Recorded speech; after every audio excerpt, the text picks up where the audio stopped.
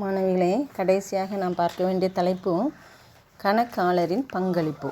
கணக்காளரின் பங்களிப்பு. கணக்காளரின் பங்களிப்புன்னு சொல்லும்போது கணக்காளரின் பணிகள்னே சொல்லிடலாம். பங்களிப்புன்னா அவரது பணிகள். கணக்காளர்னா யாரை சொல்லுவோம்?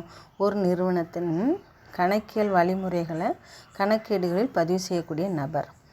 ஒரு நிறுவனத்தின் கணக்கியல் வழிமுறைகள் என்னென்ன நிறுவனம் இப்போ ஒவ்வொரு நிறுவனத்திற்கு ஏற்ப கணக்கேடுகள் பராமரிக்கும் முறைகள் மாறலாம். அது போக போக ஒவ்வொரு முறைகளை பற்றி நம்ம படிப்போம். அப்போது ஒரு தான் பணியாற்றக்கூடிய நிறுவனத்தின் கணக்கியல் வழிமுறைகளை தெரிந்து கொண்டு அந்த கணக்கியல் வழிமுறைகளின் அடிப்படையில் கணக்கேடுகளை பராமரிக்கக்கூடிய நபர் கணக்காளர் என அழைக்கப்படுகிறார். இந்த கணக்காளருடைய பணிகள் என்ன அப்படின்னு சொல்லும்போது 6 வித பணிகளாக உனக்கு கொடுக்கப்பட்டிருக்கோம். ஃபர்ஸ்ட் பாயிண்ட் பாரு, ஏடுகளை பராமரிப்பவர். ஏடுகளை பராமரிப்புன்னு சொல்லும்போது கணக்கியல் சூழலை பார்க்குறோம். ஃபஸ்ட்டு அவர் என்ன ஏட்டில் பதிவார்? நடவடிக்கைகளை குறிப்பேட்டில் பதிவார். எனவே அவர் குறிப்பேட்டை பதிகிறார். அடுத்து குறிப்பேட்டில் பதிவு செய்யப்பட்டவைகள் பேரேட்டில் எடுத்து எழுதப்படுகிறது. பேரேட்டில் எழுதப்பட்டவர்களை கொண்டு இருப்பாய்வு தயாரிப்பார். இந்த இருப்பாய்விலிருந்து வியாபார கணக்கு, லாப நட்ட கணக்கு, இருப்புநிலை குறிப்பு போன்றவற்றை தயாரிப்பார். இப்படி ஒவ்வொரு அறிக்கைகளாக அவர் என்ன செய்வார்னு சொன்னால், கணக்கேடுகளை பராமரிப்பதன் மூலம் நிதிநிலை அறிக்கைகளையும் நிறுவனம் கேட்கக்கூடிய அத்தனை அறிக்கைகளையும், அதாவது பிற அறிக்கைகளையும் அவர் என்ன செய்கிறார்னா தயார் செய்கிறார். எனவே ஒரு கணக்காளர் ஏடுகளை பராமரிப்பவராக நிறுவனத்தின் முக்கியம் வாய்ந்த அத்தனை ஏடுகளையும் பதிவு செய்து பாதுகாத்து பராமரிக்கக்கூடிய நபராக கருதப்படுகிறார். அடுத்து நிர்வாகத்திற்கு தகவல்களை தருபவர். அவர் தான் என்ன செய்கிறாருன்னா, கணக்கேடுகளில் என்னென்ன தகவல்கள் பதிவு செஞ்சுருக்கிறாரு, எப்படி பதிஞ்சிருக்கிறாரு, எந்த ஏட்டில் இருக்குங்கிறது முழு தகவல் தெரியும். எனவே நிர்வாகம் திட்டமிடும் பொழுதும், முடிவெடுக்கப்படும் போதும், கட்டுப்படுத்தப்படும் போதும் அதற்கென வகுக்கப்பட்ட விதிமுறைகள், அதற்கென வகுக்கப்பட்ட கணக்கு பதியக்கூடிய வழிமுறைகள் அத்தனையும் அவர் தான் என்ன சொன்னால் தேவையான செய்திகளை சேர்த்து வைத்திருப்பார் இல்லையா? எனவே தான் சேர்த்து வைத்த தகவல்களை கணக்காளர் அளித்து உதவுகிறார். யாருக்கு? நிர்வாகத்திற்கு. நிர்வாகத்தை மேலாண்மை செய்யக்கூடிய மேலாளர்களுக்கு முடிவெடுக்கவும் கட்டுப்பாடுகள் விதிக்கவும் நிர்வாகத்திற்கு தேவையான விதிமுறைகளையும் என்ன செய்யறனா அவர் அவ்வப்பொழுது தந்து அளித்து உதவுகிறவராக இருக்கிறார்.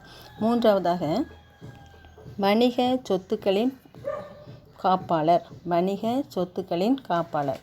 சொத்துக்களை அவர் பாதுகாக்கிறார்னு சொல்கிறோம். ஏன்னு கேட்டேன்னு சொன்னால், அவர் தன்னுடைய ஸ்டாக் ரிஜிஸ்டர் பதிவு செய்வார். ஸ்டாக் ரிஜிஸ்டர் அதாவது நம்ம நேற்று சொன்னோம், தொடக்க சரக்கு இருப்போ, இறுதி சரக்கு இருப்போ, எவ்வளோ வாங்குறாரு, எவ்வளோ விற்பனை செய்கிறார், மீதமுள்ள சரக்குகள் என்னன்னு சொல்லிட்டு அதுக்கப்புறம் அவர் என்னென்ன சொத்துக்கள் நிறுவனத்தில் இருக்குது, இயந்திரங்கள் எவ்வளவோ, நிலங்கள் எவ்வளவோ, கட்டிடம் எவ்வளவோ, என்னென்ன இயந்திரங்கள் தளவாடங்களை குறித்த கணக்குகளை பதிவேடுகளில் அவர் என்ன செஞ்சுருப்பார்னா பராமரித்து பதிவு செய்து பராமரித்து வருகிறார் இல்லையா? எனவே அந்த சொத்துக்கள் பழுதடையாதபடி ரிப்பேர் பார்க்கக்கூடியது, அவற்றை பாதுகாத்து கட்டுப்படுத்தக்கூடியது. இப்போ சப்போஸ் நிலை சொத்துக்களுக்கு எதுவும் சேதம் ஏற்படலாம், இல்லை ஃபேக்ட்ரியில் ஏதாவது சேதங்கள் ஏற்படலாம், இதற்காக காப்பீடு என்னென்ன செய்யணும் போன்ற பல்வேறு பராமரிப்பு முறைகளையும் ஆலோசனைகளையும் நிர்வாகத்திற்கு வழங்கக்கூடிய நபராக கருதப்படுகிறார். அடுத்ததாக நான்காவதாக நம்ம சொல்லப்போனால் நிதி ஆலோசகர். நிதி ஆலோசகர்னு சொல்லும்போது அவருக்கு தெரியும் எவ்வளோ லாபம் அடைஞ்சிருக்கும், அல்லது நிகர லாபம் எவ்வளவு, மொத்த லாபம் எவ்வளவு, சொத்துக்கள் எவ்வளோ, பொறுப்புகள் எவ்வளோ இருக்குங்கிறது அவரால் தான் சரியான முறையில் பகுப்பாய்வு செய்ய முடியும். எனவே நிதி சார்ந்த பகுப்பாய்வுகளை அவர் உடனுக்குடன் என்ன செய்கிறாருன்னு நிர்வாகத்திற்கு எடுத்துரைக்கிறார். இந்த நிர்வாகத்துக்கு எடுத்துரைப்பதன் மூலம் எதிர்காலத்தில் அவர் இன்னும் முதலீடு செய்யலாமா தொழிலில், அல்லது பிற நிறுவனங்களில் முதலீடு செய்யலாமா, அல்லது நிதி ஷார்ட்டேஜாக இருக்குன்னா எந்தெந்த செலவுகளெல்லாம் குறைக்கலாம், என்ன மாதிரி எதிர்காலத்திற்கான திட்டப்பட்டியல்களை போடலாம். திட்டப்பட்டியல் என்பது எதிர்காலம் குறித்து எண் வடிவில் எவ்வளோ வருமானம் இருக்கும், எவ்வளோ செலவு இருப்பது முன்கூட்டியே அவர் என்ன செய்யறாங்கன்னா ஆய்வு செய்யக்கூடிய ஒரு பணி.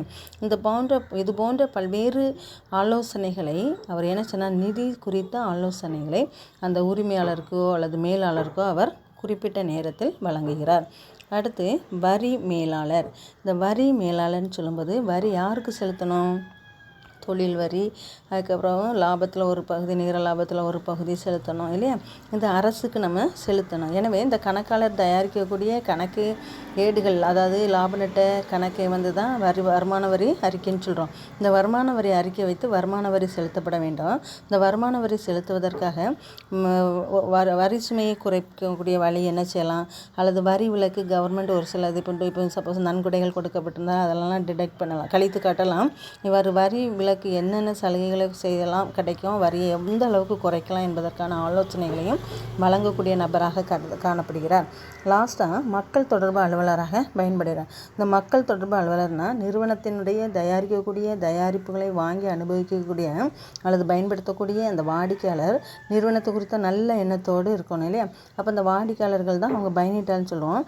இவங்களுடைய கணக்குகளின்படி அவர்களை பகுப்பாய்வு செய்து அந்த மக்கள் தொடர்புக்கு மக்களுடைய குறைகளை தீர்க்க, நிறுவனத்தினுடைய பெயரை காப்பாற்ற அல்லது நிறுவனத்திற்கு ஒரு நற்பெயர் உருவாக்கக்கூடிய ஒரு மீடியேட்டர், அதாவது இடைநிலையராக அவர் என்ன செய்கிறார்னா பணியாற்றுகிறார். மக்கள் தொடர்பு அலுவலராக அவர் என்ன செய்கிறார்னா பணியாற்றுகிறார்.